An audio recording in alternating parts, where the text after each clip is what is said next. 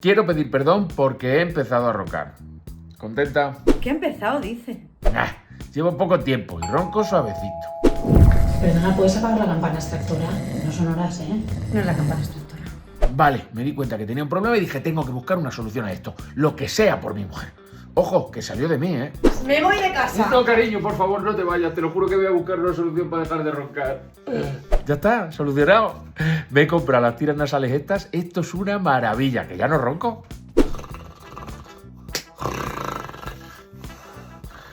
A ver, ya no ronco.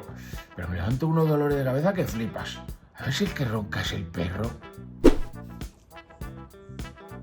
¡Hala! Solucionado.